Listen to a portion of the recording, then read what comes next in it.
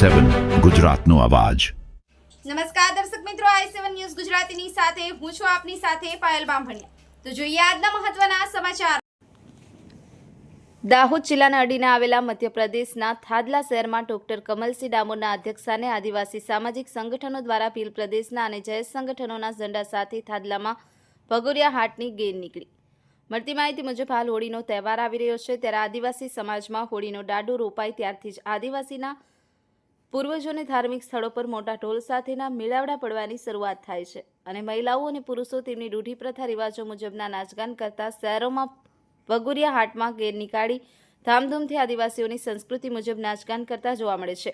આ ગેરના હાટ વધુ પડતા છોટાઉદેપુર જિલ્લામાં, મધ્યપ્રદેશ અને રાજસ્થાન, ગુજરાતમાં જોવા મળે છે।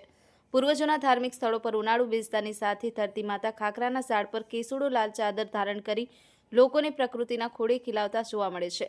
આમ હોળી સુધીના દિવસોમાં ગેરના હાટ બજારમાં પડતા જોવા મળે છે અને આદિવાસીની સંસ્કૃતિ મુજબ નાચગાન કરી ખુશાલી વ્યક્ત કરતા હોય છે।